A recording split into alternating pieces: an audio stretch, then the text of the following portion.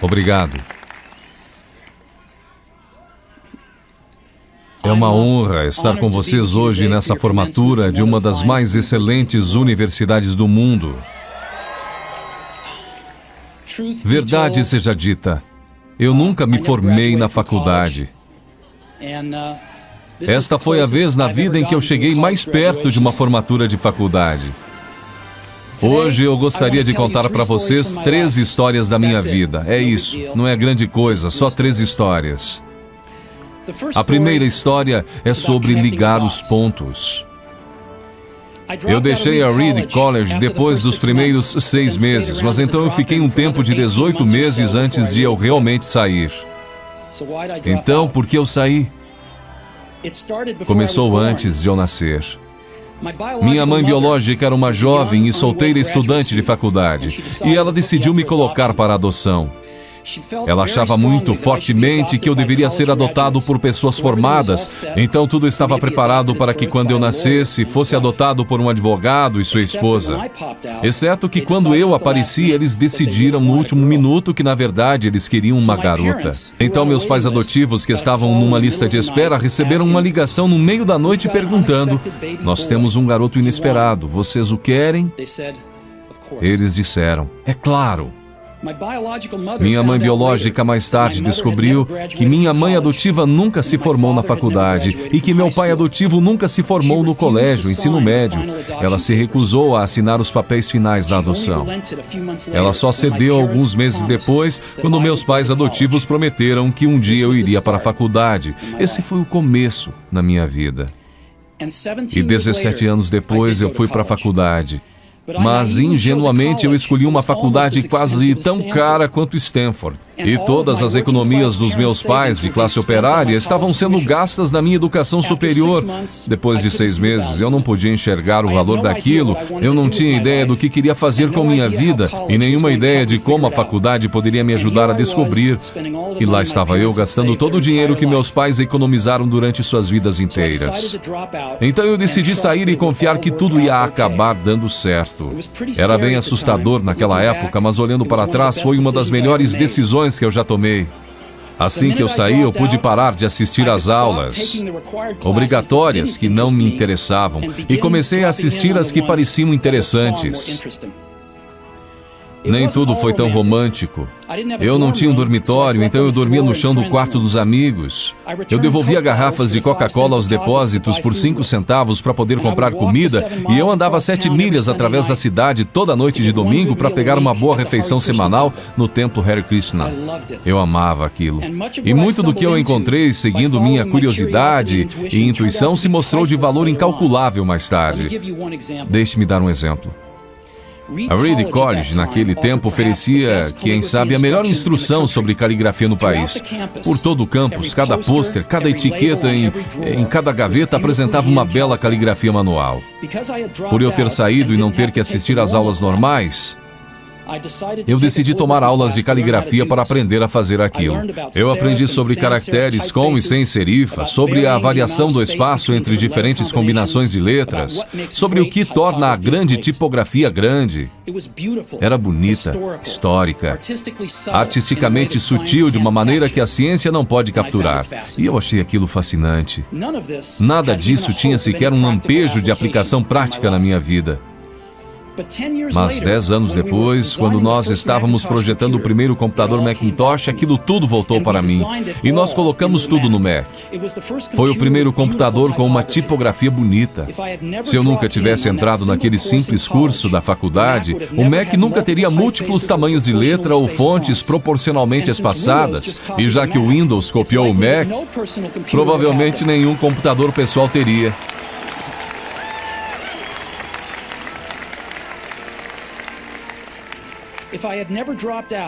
Se eu nunca tivesse deixado a faculdade, eu nunca teria entrado na aula de caligrafia, e os computadores pessoais poderiam não ter a maravilhosa tipografia que eles têm.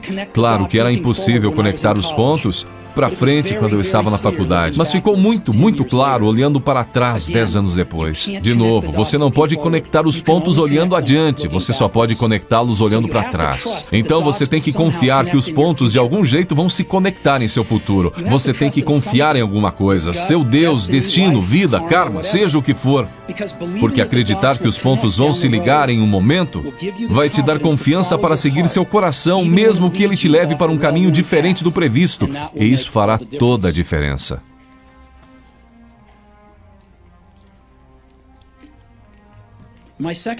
Minha segunda história é sobre amor e perda. Eu fui sortudo. Encontrei o que eu amava fazer cedo na vida.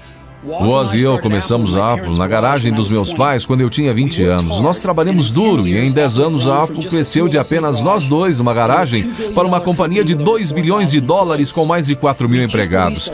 Nós acabávamos de lançar nossa maior criação, Macintosh, um ano antes, e eu fizera 30 anos.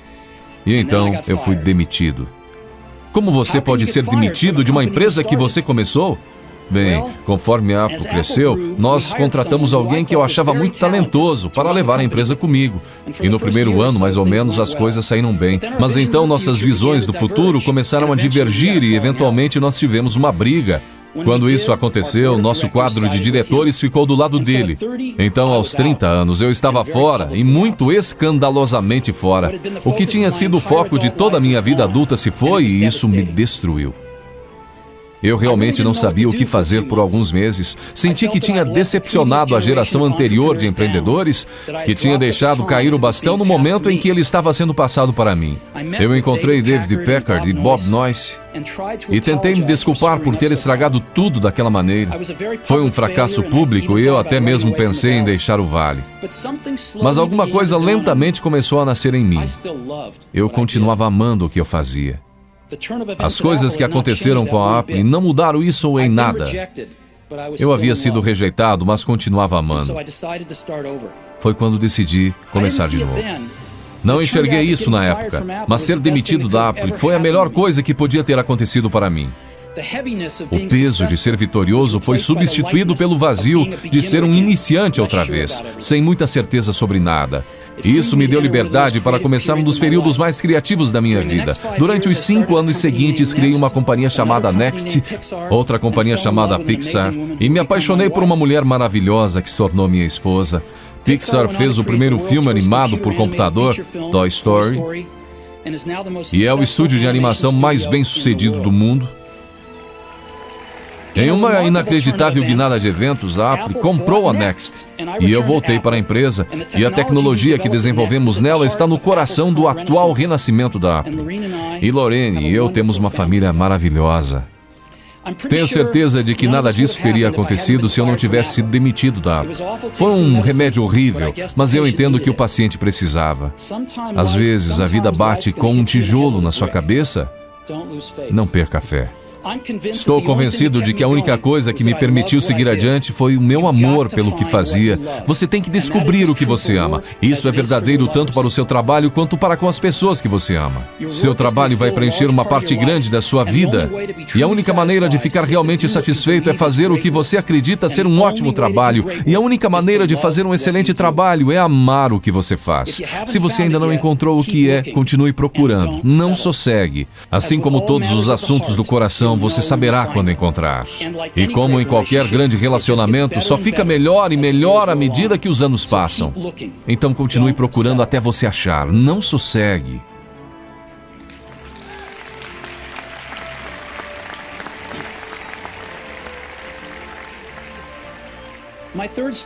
Minha terceira história é sobre a morte. Quando eu tinha 17 anos, eu li uma citação mais ou menos assim: se você viver cada dia como se fosse o último, algum dia provavelmente você vai acertar. Aquilo me impressionou e desde então, nos últimos 33 anos, eu tenho olhado no espelho cada manhã e perguntado a mim mesmo, se hoje fosse o último dia da minha vida, eu ia querer fazer o que eu vou fazer hoje? E sempre que a resposta foi não, por vários dias seguidos, eu soube que eu tinha que mudar alguma coisa. Lembrar que eu logo vou estar morto é a ferramenta mais importante que eu já encontrei para me ajudar a fazer grandes escolhas na vida. Porque quase tudo, toda a expectativa exterior, todo o orgulho, todo o medo de dificuldades ou falhas, estas coisas simplesmente somem em face da morte, deixando apenas o que é realmente importante. Lembrar que você vai morrer é a melhor maneira que eu conheço para evitar a armadilha de achar que você tem algo a perder. Você já está nu, não há razão para não seguir seu coração. Mais ou menos há um ano eu recebi um diagnóstico de câncer. Eu fiz um exame às 7h30 da manhã e ele mostrou claramente um tumor no meu pâncreas. E eu nem sabia o que era um pâncreas. Os médicos me disseram que era quase com certeza um tipo incurável de câncer e que eu não devia esperar viver mais do que de 3 a 6 meses. Meu médico me aconselhou a ir para casa e botar meus negócios em ordem, o que no idioma dos médicos significa prepare-se para morrer. Significa tentar dizer aos seus filhos tudo o que você pensou que teria os próximos 10 anos para lhes dizer em apenas uns poucos meses. Significa ter certeza que tudo está no lugar para que seja tão fácil quanto possível para sua família. Significa dizer adeus. Eu fiquei com aquele diagnóstico o dia inteiro. Depois, naquela noite, eu tive uma biópsia, em que eles enfiaram um endoscópio na minha garganta através do meu estômago e dentro dos meus intestinos colocaram uma agulha no meu pâncreas e pegaram algumas células do tumor. Eu estava sedado, mas minha esposa, que estava lá, me disse que quando eles viram as células no microscópio, os médicos começaram a chorar, porque descobriram que era uma forma muito rara de câncer pancreático que seria curável através de cirurgia. Eu fiz a cirurgia e hoje eu estou bem.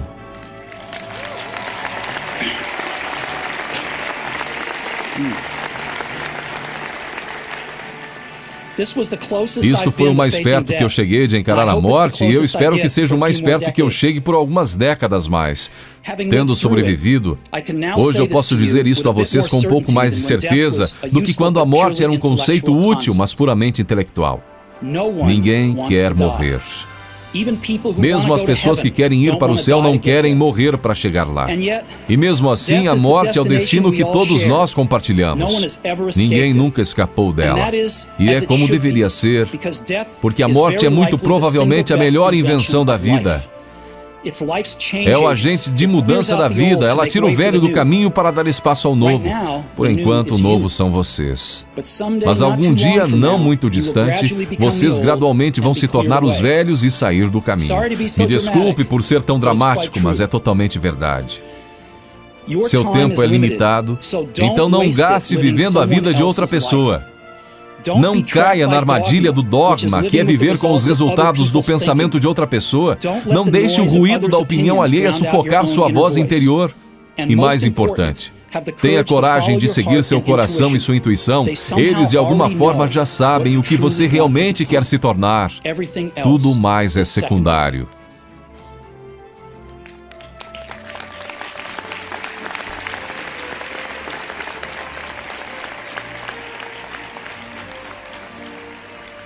Quando eu era jovem, havia uma maravilhosa publicação chamada O Catálogo de Toda a Terra, que era uma das Bíblias da minha geração. Foi criada por um camarada chamado Stuart Brand, não muito longe daqui, em Menlo Park. E ele deu vida à publicação com seu toque poético. Isso foi no final dos anos 60, antes dos computadores pessoais e da editoração eletrônica, então tudo era feito com máquinas de escrever, tesouras e câmeras Polaroid.